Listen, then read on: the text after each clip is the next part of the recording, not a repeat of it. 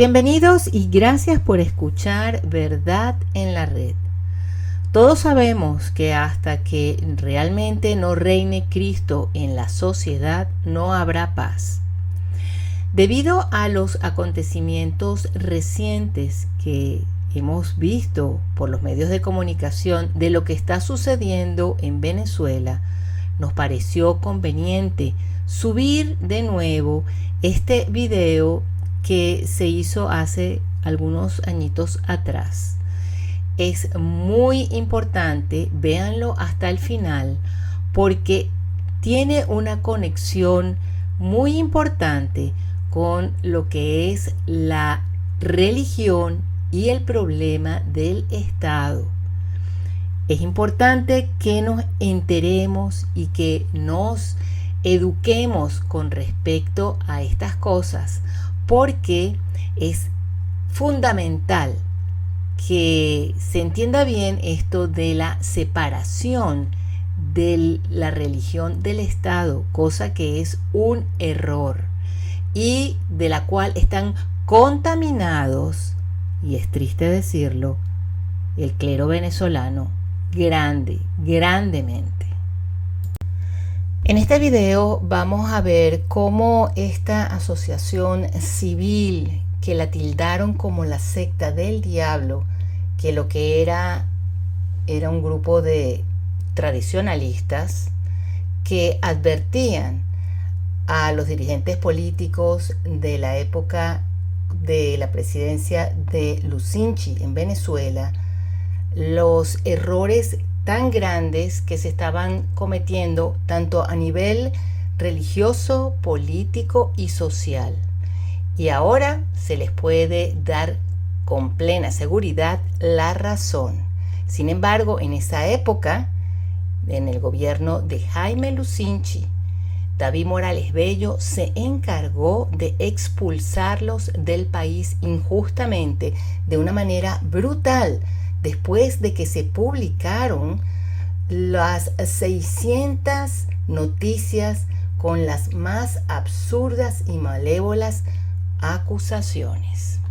La acción ideológica, pacífica y legal llevada a cabo contra el socialismo y el comunismo por estos valientes jóvenes reunidos en torno al estandarte de la tradición, familia y propiedad, se había vuelto insoportable para el autoritarismo del socialista Lucinchi y sus congéneres de la Internacional Socialista. En otro video más adelante vamos a explicar cómo hay toda una conexión con lo que se está viviendo actualmente en Venezuela, pero hay que, como repito, hay que reconocer que esta gente tenía razón y lo que estaban haciendo era tratar de formar una nueva generación de hombres con valores verdaderos para defender a la nación. Este video no viene con ánimo de atacar personalmente a nadie, sino como excelente ejemplo para que comprendamos lo grave de uno de los puntos álgidos que promociona y defiende el Concilio Vaticano II, el cual ha sido punto muy importante en la polémica, en las discusiones que ha sostenido la Fraternidad Sacerdotal de San Pío X con Roma. Este punto es la cuestión de la separación de la Iglesia del Estado. En un principio suena bien, ¿verdad? Después de todo, la Iglesia debe velar por lo espiritual y el Estado por las cuestiones materiales y nada más. Pero no es tan simple. Por ejemplo, en el documento Dignitates Humanae sobre la libertad religiosa, pone en un mismo plano la verdadera y única religión fundada por Cristo al mismo nivel de las sectas y demás religiones paganas. Por eso es que nuestro Señor no reina en nuestros parlamentos, constituciones, cortes, escuelas, en asuntos del gobierno, etc. Esta libertad ilimitada abre el camino a la ilimitada libertad de conciencia, opinión e inclusive en cuestiones morales. Por ejemplo, el aborto. La gente que introduce la idea de la libertad de hacerse un aborto argumentan que nadie está obligado y con la excusa de que se tiene libertad, simplemente el gobierno remueve las restricciones y tal libertad es concedida. Y precisamente ese es el crimen. Ninguna ley puede dar el derecho a cometer un aborto. Es un acto en contra de la ley de Dios y la ley se hace tolerante, la ley del hombre, a la maldad con la excusa de la libertad. Otro ejemplo, ¿tiene el Estado el deber de evitar, por ejemplo, el suicidio? Sí, lo tiene, en base a lo dicho antes. Pero, ¿qué es lo que vemos hoy día? Promoción de la eutanasia. Antes de comenzar con este video, queremos dejar bien claro que nosotros no tenemos ninguna afiliación con la sociedad civil, tradición, familia y propiedad. Tampoco conocemos a ninguno de sus miembros. Pero queremos aclarar ciertas cosas que quedaron un poco oscuras en este programa de televisión que hemos tomado y que ustedes ahora van a mirar. Sí, yo quería preguntarle al padre, a ver, ¿de qué congregación corresponde usted? ¿Usted es jesuita? Yo soy, a mucha honra y tengo mucho gusto en decirlo, de la Compañía de Jesús. Jesuita. Me perdona un momentico, ¿usted tiene permiso episcopal para representar a la iglesia en este momento? Episcopal. Sí, evidentemente. Yo soy el subsecretario general de la Conferencia Episcopal y estoy encargado, un momentico, en este momento, estoy encargado de la Secretaría General de la Conferencia Episcopal Venezolana. Directamente el señor cardenal me envió a porque yo no quería... para aclararlo en beneficio suyo y de nosotros. Exactamente. Ahora, Usted, pero su nombre, ¿cuál es? ¿Tiene usted un hijo ahí?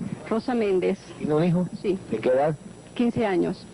Yo quería preguntarle una cosa. Usted está hablando de que el clero, la religión, no debe de meterse en cuestiones políticas, mucho menos un organismo pequeño como el de los muchachos. Ahora, yo quiero que usted me explique a mí por qué los jesuitas están metidos en Nicaragua y han tenido... No, perdón, un momentico, espérese un momentico. No. Bueno, habiendo enmarcado la idea, escuchemos a este sacerdote jesuita de la Universidad Católica de Caracas, Venezuela, que fue enviado por el cardenal a participar en un programa de televisión llamado A Puerta Cerrada, en el año 1984, en donde se condenaba a una sociedad civil llamada Resistencia, que no es otra cosa que tradición, familia y propiedad. Para aquellos que no conozcan estos grupos, les contamos que es una sociedad civil que tiene su origen en Brasil, donde el señor Plinio Correa funda esta organización en defensa de la tradición, la familia y la propiedad de la sociedad brasileña. Esta organización creció y se estableció en diferentes partes del mundo. Es una sociedad civil con bases católicas exclusivamente para hombres. Desde jóvenes acuden a estos centros para su formación, porque la idea es crear líderes con verdaderos valores morales de disciplina y fe. Este grupo fue muy criticado en Venezuela, acusándolos de que lavaban el cerebro a los jóvenes y sobre todo por su lucha contra el socialismo, que es la versión ligera del comunismo, que ya estaba instalada en las esferas del gobierno venezolano, con comunistas de filet mignon. Se les cataloga como fuertes críticos de la teología de la liberación, lo que les ha ganado muchos enemigos en las filas del clero. Para el momento en que toda esta turbulencia con este grupo se desarrolla, la justicia venezolana ya los estaba enjuiciando por todas estas cosas que los acusaban, y en 2 procesos penales diferentes se declaró a la asociación civil inocentes de todos los delitos que les fueron incriminados durante la ofensiva publicitaria que estalló contra ellos. Es importante analizar ahora que se puede tener una visión 2020 de las circunstancias con las que se enfrentaba este grupo y la lamentable situación actual que se encuentra Venezuela. Pero ahora bien, independientemente de esto, de esta organización, lo que queremos hacer con este video es mostrar un ejemplo de lo que piensa un modernista con respecto a la separación de la Iglesia del Estado. Lo primero que debo decir es que esta organización no es ninguna organización católica y por tanto tampoco religiosa. No es una organización católica porque para hacerlo tendrían que tener la aprobación de la instancia competente. Y esta instancia competente, según el derecho canónico recién promulgado, es el Papa, la Conferencia Episcopal, en el caso, la Conferencia Episcopal venezolana, y o el obispo diocesano. Por lo que yo conozco de la Iglesia venezolana, ellos no tienen ninguna de estas aprobaciones. Por tanto, no son ninguna organización católica. Más, la Conferencia Episcopal Brasilera expresamente declaró que ellos no se podían proclamar como una organización católica y religiosa. Por tanto, propiamente la Iglesia con ellos no tiene pues ninguna relación especial. Podemos tener reservas, eso me lo pueden preguntar y yo hablaré de eso. Pero la primera afirmación que quisiera que quedara claro es que ellos no son ninguna organización católica, porque para hacerlo hay que tener una aprobación del Papa, de la Conferencia Episcopal o de un obispo diocesano. Y eso está en el derecho canónico actual, por tanto no son. Ahora, ellos son una asociación civil, cultural, que según dicen, tratan de defender los principios básicos de la civilización cristiana, sobre todo luchando contra ese enemigo terrible que es para ellos el socialismo y el comunismo. Hablan de los dos. Bueno, aquí queremos hacer un comentario. Realmente el comunismo y el socialismo son enemigos de temer. Nada más hay que ver los resultados del país, Venezuela, y ver dónde los globalistas, que no es más que comunismo mundial, nos quieren llevar. Y parece que distinguen entre socialismo y comunismo, porque así he leído yo en el libro. Por tanto, parece que ponen alguna distinción entre los dos. Por tanto, quien debe actuar en este caso es la autoridad civil, porque se trata de una organización civil. Yo entiendo que se debe de deslindar perfectamente lo religioso de lo civil.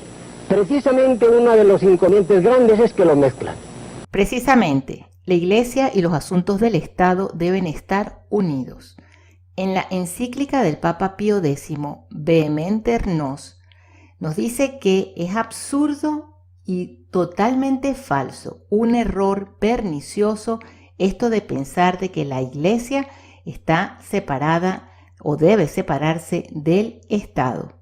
Es una gran injusticia contra Dios, porque el creador del hombre es también el fundador de las sociedades humanas y preserva su existencia como preserva la nuestra.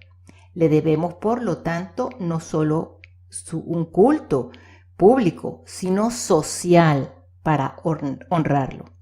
Además, esta tesis es una obvia negación del orden sobrenatural. ¿No? Y yo como iglesia diría lo siguiente, ¿no? Como representando pues aquí al señor cardenal y a la conferencia episcopal como secretario encargado de la conferencia episcopal venezolana. Yo creo que se debe buscar la verdad con toda honestidad y con toda sinceridad, hasta hueso, hasta lo último. Si hay hechos punibles, se averiguan de verdad hechos punibles, para eso están los tribunales. Eso sí, sin pasión, sin emotividades, con objetividad y con sinceridad. Y también, como se ha dicho antes, dando al acusado pues la posibilidad de defender su cosa. Por tanto, Perdón, yo les pedí que se abstuvieran de ese tipo de expresiones. no lamento mucho que me aplaudan, porque yo en realidad tengo muchas reservas, muchas y gravísimas reservas. Y me preguntaron, ustedes han hecho algunas preguntas, y si esas preguntas llegan, pues voy a tener la oportunidad, yo voy a decir una cantidad de cosas. A mí, este espectáculo, como iglesia, me resulta terriblemente doloroso. Y me resulta doloroso porque ustedes han sembrado la división dentro de la iglesia. Y hay que tener en cuenta lo siguiente. Cristo exigió dos cosas fundamentalmente a los cristianos. No precisamente que lucháramos contra alguien, sino que amáramos al prójimo. Ese fue el primer mandamiento. No, vamos a tener que corregir lamentablemente al Padre aquí. En Mateo 22 nos dice, y Él les dijo, amarás al Señor tu Dios con todo tu corazón y con toda tu alma y con toda tu mente. Este es el grande y el primer mandamiento. Y el segundo es semejante a este, amarás a tu prójimo como a ti mismo. El primero es amar a Dios. Ese es el primero. Y el segundo mandamiento de Cristo, si leen los evangelios, es la unidad. Que todos sean uno. Para que con este testimonio el mundo crea que tú, Padre, me enviaste. Aquí yo estoy viendo divisiones muy graves. Y yo tengo que decir que como iglesia me duele ellas, porque parece que están afectadas con las cosas que están diciendo allá. Me duele profundamente esas madres, ¿no? Que realmente noto que no pueden incluso contener su emoción porque parece que les han arrebatado sus hijos. Y me duele terriblemente esos muchachos porque los encuentro un poquito desadaptados, los encuentro un poquito como con una concepción un poquito maniquea del mundo, los buenos y los demás, los comunistas y la cosa, los encuentro únicamente con una sola dirección, sin una amplitud de miras que se debería de tener. El mundo está demasiado dividido y es demasiado pluralista para que a uno le enfoquen en una sola dirección. Bueno, el Padre está diciendo aquí que la sociedad está dividida, que es muy pluralista y que no se puede tener un solo objetivo, una sola manera de mirar las cosas. Bueno, este Padre abraza esto del pluralismo del Concilio Vaticano II, que es algo que han promovido. Y él no entiende que dando lugar a este pluralismo ya se pierde la restauración de la verdad absoluta y universal y la ley moral eterna. Desaparecen porque de esta manera el error puede enseñarse libremente junto con una oposición real, pero que estructuralmente es ineficaz e incapaz de poner las verdades en su lugar. Por lo tanto, hay que salir, Padre, del sistema pluralista en sí mismo. Y este sistema tiene una causa, el Segundo Concilio del Vaticano. Y después, lamento muchísimo que en este asunto involucren a la religión. que sea la religión, que sea ese el motivo de ser anticomunista. No, señor. No es por... Se puede ser anticomunista por muchísimas razones. Por razones religiosas y por razones no religiosas. Y hay muchísimos que no son anticomunistas, que son anticomunistas y ni siquiera están en un registro de bautismo, ni siquiera son cristianos, ¿no? Por otros intereses. Y a mí me parece que en realidad no se debe mezclar lo religioso con lo civil, con lo social y con lo político. Bueno, esta es la opinión del padre, pero si usted no mezcla lo civil, lo religioso y lo político, tiene entonces esa gama de errores que estamos cosechando en la actualidad por falta de poner la verdad por encima de todo. Entonces tenemos gobiernos promotores, o por lo menos que no se oponen al aborto, como se mencionó al comienzo del video, gobiernos que promueven la eutanasia, el divorcio, las uniones homosexuales y otros errores.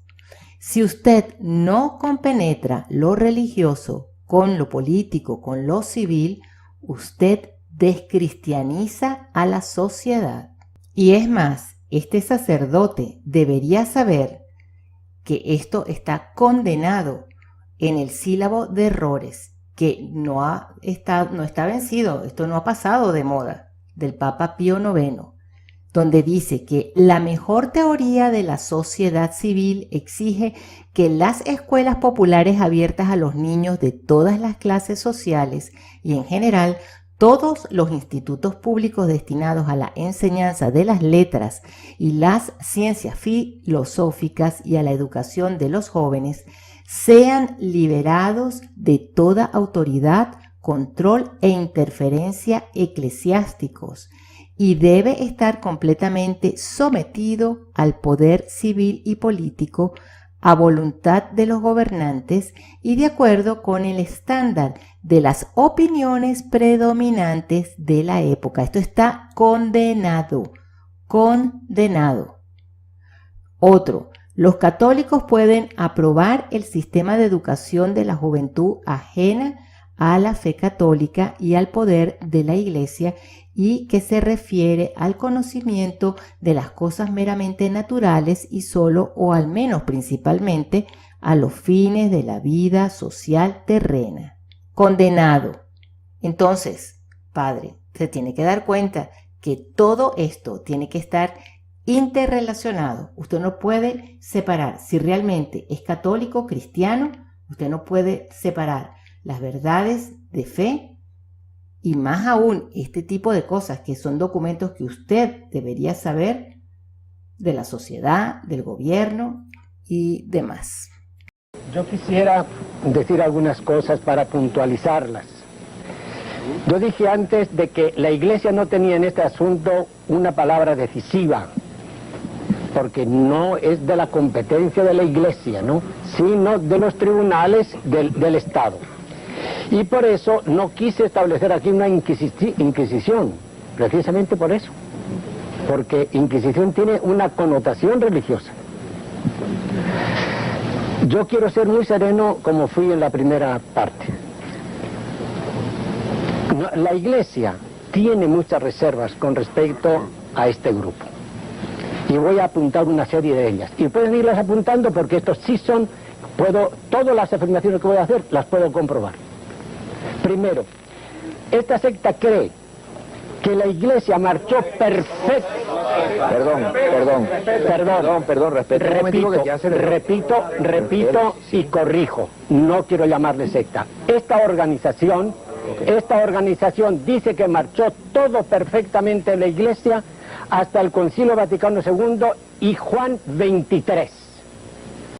Si bien podemos decir que la Iglesia no marchó impecable antes del Segundo Concilio del Vaticano, porque siempre contiene un elemento humano que va a fallar, sí se puede afirmar que desde el año 1965, año de cierre del concilio, y hasta el año 2002, año de la muerte de Juan Pablo II, 100.000 sacerdotes habían dejado el sacerdocio.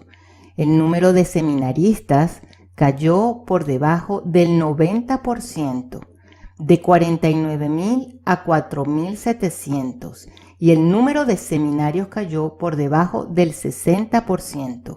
El número de monjas cayó también en un 60%, y la mayoría de las que quedan están ancianas y en retiro.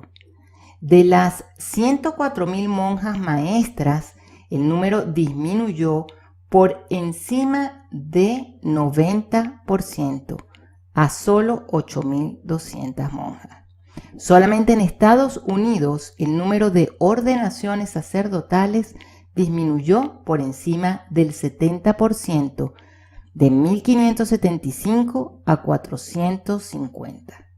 Así que podemos ver que después del Segundo Concilio del Vaticano sí hubo un gran cambio. Porque sabía la Iglesia lo que tenía que hacer con respecto al socialismo y al marxismo. Como si la Iglesia no tuviera sino esa perspectiva, como si fuera lo único.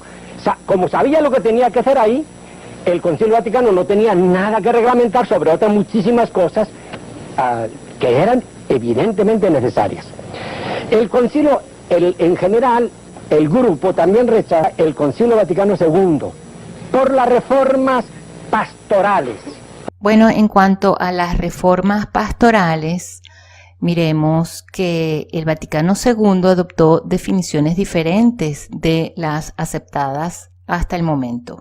Por ejemplo, la Declaración Dignitatis Humanae y la Constitución Gaudium et Spes dan una definición diferente sobre la relación entre la Iglesia y el Estado moderno, de la que se enseña en Quanta Curas y en Quas Primas. En lugar de condenar como Pío IX, León XIII y Pío XI el principio de la libertad religiosa y del indiferentismo de los estados, el Vaticano lo adopta. En la Constitución Lumen Gentium, el decreto Unitatis Redintegratio y la declaración Nostra Aetate dan una definición diferente de la relación de la fe cristiana y de las otras religiones, de aquella que se enseña en el Syllabus Satis Cognitum Immortalium Animos. En lugar de condenar, como los papas anteriores, el principio de un cierto valor salvífico de las religiones no católicas, el Vaticano II las adopta. Después del Segundo Concilio del Vaticano, la manera de implementar el ecumenismo cambió completamente. Antes la Iglesia entendía por ecumenismo el traer a todos a su redil, no rebajarse a ser una secta más. Este falso ecumenismo lo que ha hecho es engañar a muchos creyendo que hay salvación en sus falsas sectas y religiones paganas, confundiendo a su vez a muchos católicos que han internalizado algunas creencias de esta gran falsedad. Por ejemplo, el ecumenismo,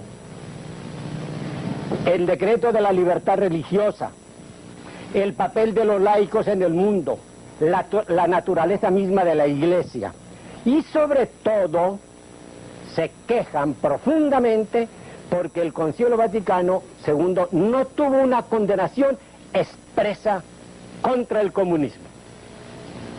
Esto no lo aceptan de ninguna manera. Y voy a dar la razón de por qué en el Concilio Vaticano no hubo una condenación expresa.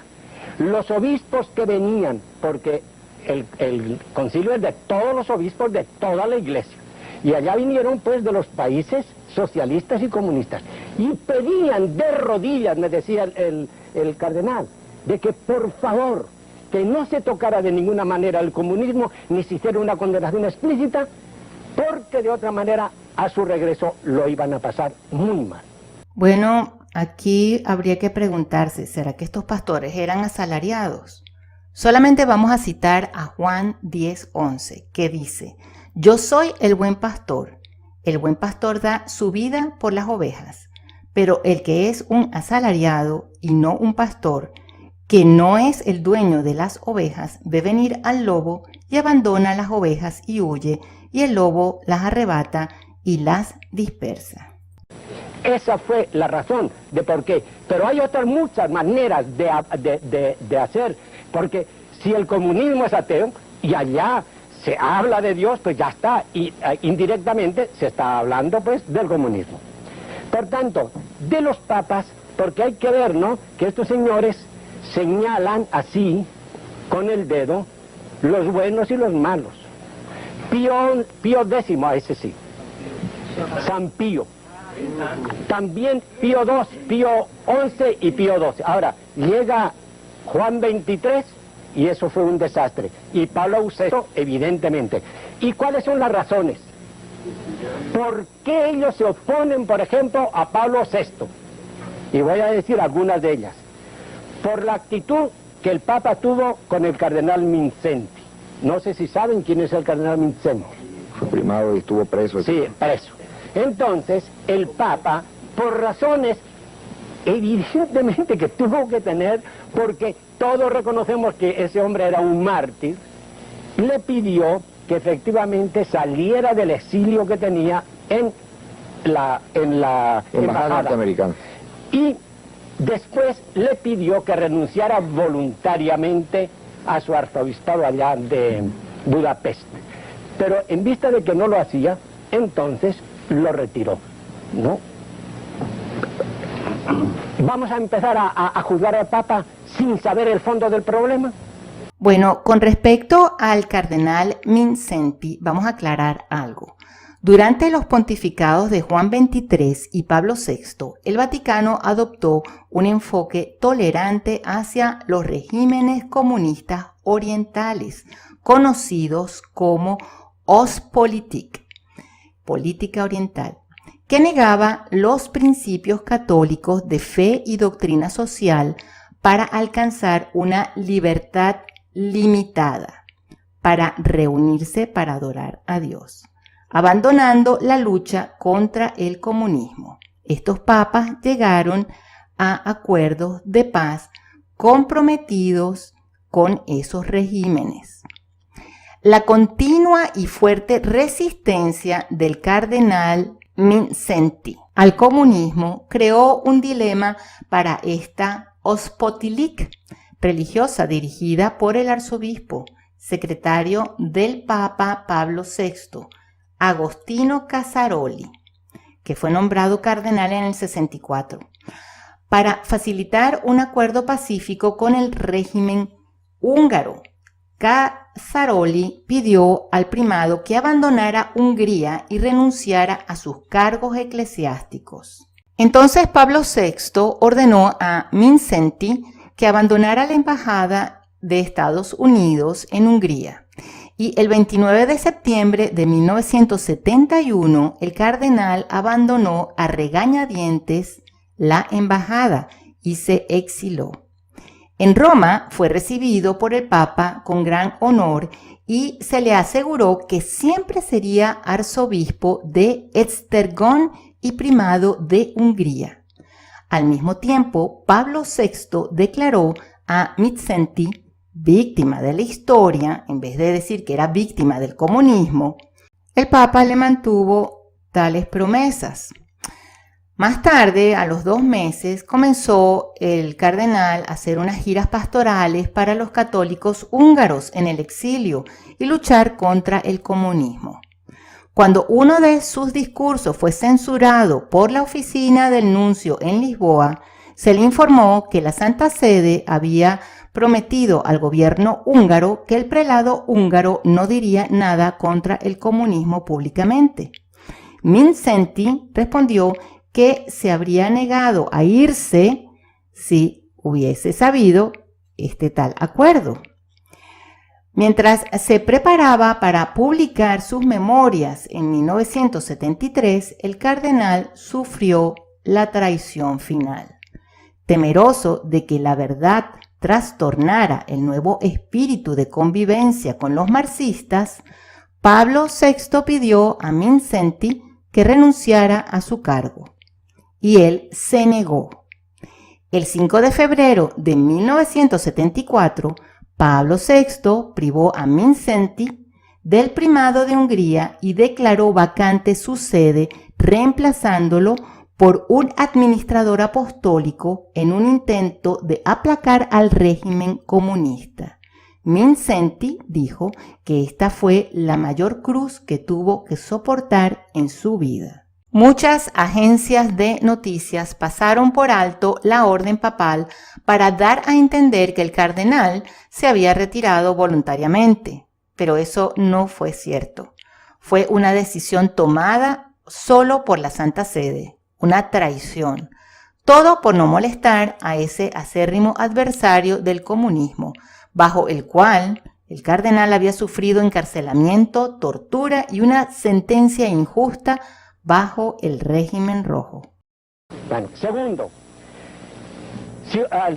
tienen pues mucha reserva contra Pablo VI por su política Ostpolitik, es decir, por ese acercamiento que él tuvo con todos los países comunistas. Y en esta actividad le acompañó precisamente el actual secretario del Estado, el cardenal Casseroli, que entonces no era sino secretario de los Asuntos Públicos, ¿no? Y fue, ¿por qué? Porque querían salvar lo que se pudiera salvar en esto. De modo que si hay un acercamiento, ya hay una connivencia. Si yo voy a comprar, por ejemplo, a casa de un comerciante comunista, ya es comunista.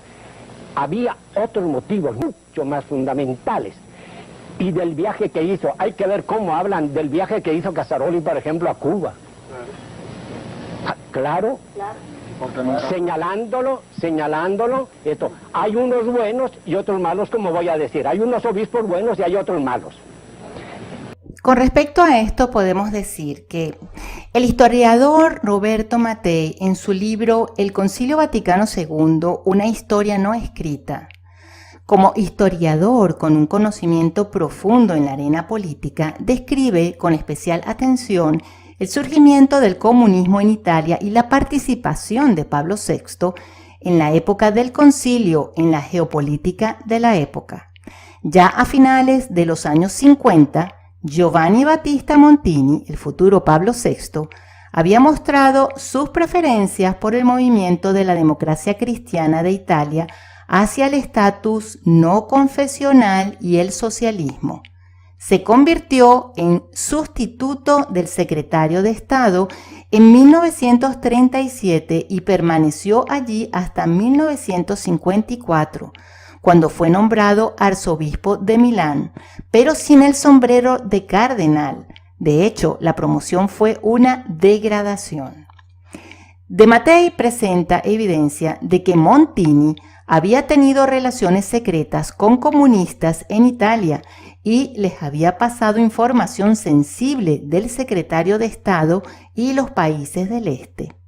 Durante el reinado de Juan XXIII y pocos meses antes de la apertura del concilio, el cardenal Eugène Tisserand, secretario de Estado, mantuvo una reunión secreta en Francia con el arzobispo ortodoxo Boris Nikodym, un agente de la KGB, y le aseguró que el concilio guardaría silencio sobre la cuestión del comunismo a cambio de que los ortodoxos enviaran delegación. Otro dato interesante es lo siguiente. A finales de la primavera del 58, Giovanni Montini, futuro Papa Pablo VI, se encontró por lo menos en 3 oportunidades con el judío estadounidense Saul Alinsky. Este hombre fue un comunista judío ateo, el cual fue gran influencia en los escritos de Jacques Maritain, un modernista, el cual había escrito un libro titulado Humanismo Integral en 1953. En este libro, Maritain proponía una nueva fórmula de cristiandad enraizada en el pluralismo filosófico, político y religioso. Esta idea le fue tan encantadora a Giovanni Montini, futuro papa, que más tarde se convertiría en un prototipo de los ideales de Vaticano II y se impulsaría de manera oficial. Que hay del maniqueísmo ese, ¿no? Y finalmente también están en contra de él por la defensa que hacía, ¿no? Y este papa también, de los derechos humanos, ¿no? Parece que los comunistas, por serlo, parece que pierden ya los derechos humanos. Son muy selectivos, yo voy a decir aquí. Esta secta ha tenido pleitos en España. Esta organización, perdón, no quiero decir secta, y si alguna vez digo secta lo retiro. Esta organización ha tenido pleitos en España con el cardenal Tarancón, cuando era el presidente de la Conferencia Episcopal Venezolana. Española. Ha tenido pleitos con Díaz Merzán, el actual presidente de la Conferencia Episcopal Española. Ha tenido pleitos con el arzobispo de Zaragoza, Llanes. Ha tenido pleitos en Brasil, pro de punto con Elder Camara. Imagínese usted, este era el heraldo de la reforma confiscatoria y socialista, ¿no? Cuando en realidad, como él decía, estaba calcado sobre los principios más elementales y esenciales de la doctrina social católica. Han tenido pleitos con el cardenal Rossi, con el cardenal Sales, con los cursillos de cristiandad, porque empezaron a ser infiltrados por el comunismo. En cuanto a los cursillos de cristiandad, que el objetivo es que se conozca lo fundamental del cristianismo por el querigma, que es el anuncio de la buena noticia, que es la palabra que se aplica a los cristianos cuando predican después de la muerte de Cristo. Y entonces estos cursillos toman esto como base, pero habría que preguntarse si esa palabra va de la mano del mal entendido ecumenismo actual, herético, porque a raíz de los cursillos, cuando llegaron a Estados Unidos, entre los primeros jóvenes cursillistas norteamericanos en 1966, surgieron los iniciadores de la renovación carismática, generando un sincretismo pentecostal católico, el cual, lamentablemente, desvía de la verdadera fe a muchos. Bueno, no digamos nada de los actuales comunidades eclesiales de base, porque esos son focos de subversión. El Papa lo dijo ahorita. No. Déjeme. Han tenido inconvenientes en Chile con el cardenal Silva Enrique, porque naturalmente no digamos nada con el Partido Social Cristiano, por ejemplo, el Frei era el Kerensky chileno, etcétera, etcétera, ¿no? Bueno, en Venezuela tuvieron pleito con Ovidio Pérez Morales.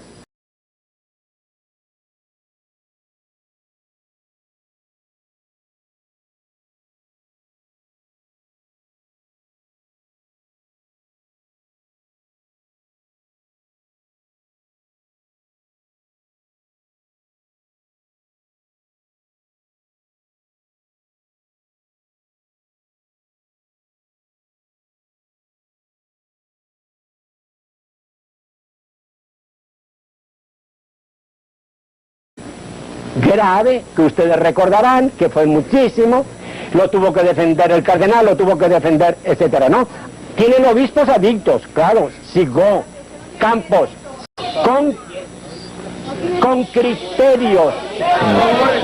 Respeto, por favor, señora. Mire, estos datos están tomados del libro que ellos mismos han publicado, tienen ellos. Entonces, yo no estoy aquí mintiendo nada, todo lo que estoy diciendo es verdad. Tengo que terminar, un momentico, déjenme terminar la cosa. Mire, con criterios de unidad y con esos criterios de ser fieles a la tradición, muchas veces siembran en la iglesia, siembran división, ¿no? ¿Por qué? Porque todo lo que sea tendencia hacia lo social, todo cuando hay por ejemplo, se ha hablado de los jesuitas, yo no estoy conforme con muchísimas cosas, que se están haciendo en la Iglesia de Dios, pero sí estoy fundamental y totalmente de acuerdo en que la Iglesia tenga esa preferencia por los pobres, que vaya hacia las clases más menesterosas. Todo eso sí es de la Iglesia de Dios. La Iglesia siempre se ha preocupado por los pobres. Gracias a la Iglesia es que tenemos hospitales. Fue la Iglesia Católica la que abrió colegios y universidades. Fue la Iglesia Católica la que se abocó a las misiones, cuestión que ha desaparecido después del Segundo Concilio del Vaticano. El amor a los pobres no es algo que nació después del Segundo Concilio del Vaticano. Perdón, yo quería darle intervención a ustedes, pero se acabó la cinta, señores, le dejamos tiempo a ustedes, no pudieran intervenir. Bueno, nos van a disculpar, tal vez dimos más información de lo que queríamos dar con respecto a la separación de Iglesia y Estado, pero tomamos todo el programa y aprovechamos a aclarar ciertas cosas. El problema de esto, como dice el padre, que no se deben mezclar la Iglesia con el Estado, trae como consecuencia lo siguiente que ustedes van a ver a continuación. Aquí estamos viendo una iglesia en Londres donde dan misa en polaco y vemos cómo entra la policía para suspender la misa y decirle a todo el mundo que se vaya a su casita, porque hay que obedecer a la ley. Inclusive la oficial, pobrecita, se arrodilla, pero al final, bueno, todo el mundo se va para su casa. Co? To proszę wobec tego wyjść z kościoła, bo inaczej 200 funtów każdy zapłaci mandat. Duchowo przyjmiemy komunię świętą. Tak. Ale przecież my mamy... Trzeba wziąć ich imię i nazwisko i napisać skargę, bo jak to jest możliwe, żeby nam zabrali wszystko było według No tak, tak, oczywiście. Proszę szybko opuścić kościół. Proszę wyjść.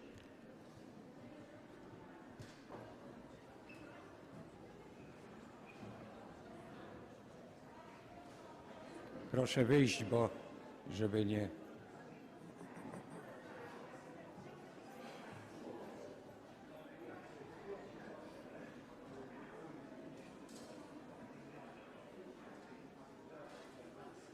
Proszę szybko opuścić kościół, bo dzwonią po więcej policji.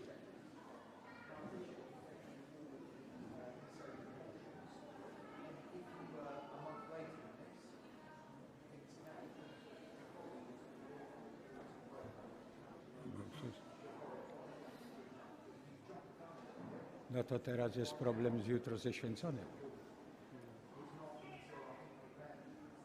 No. Będzie problem. Ale to...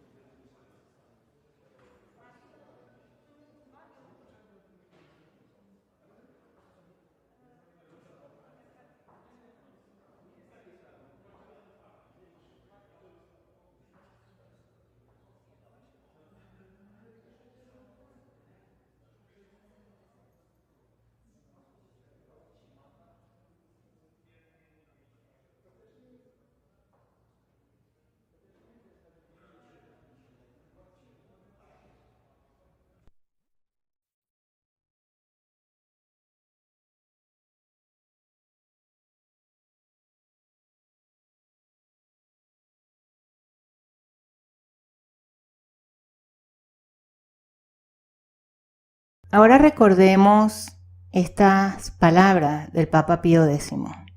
Mas no le satisface a la escuela de los modernistas que el Estado sea separado de la Iglesia, así como la fe en los elementos, que llaman fenómicos, deben subordinarse a la ciencia. Así, en los negocios temporales, la Iglesia debe someterse al Estado. Tal vez no lo digan abiertamente, pero por la fuerza del raciocinio se ven obligados a admitirlo. En efecto, admitido que en las cosas temporales solo el Estado puede poner mano. Si acaece que algún creyente, no contento con los actos interiores de religión, ejecuta otros exteriores como la administración y recepción de sacramentos, estos caerán necesariamente bajo el dominio del Estado. Entonces, ¿qué será de la autoridad eclesiástica? Como ésta no se ejercita sino por actos externos, quedará plenamente sujeta al Estado.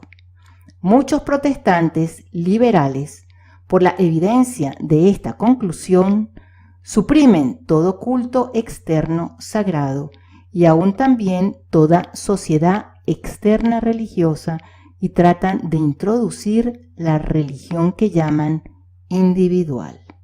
Esto es como para reflexionar. ¿No son ahora los católicos como protestantes?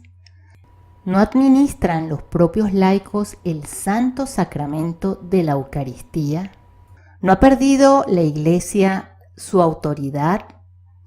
¿No han relegado al sacerdote a un segundo plano? Pues ahora tenemos las consecuencias que nos advirtió San Pío X. Y es por esto que se señalan a estos otros papas y que preferimos seguir a la tradición.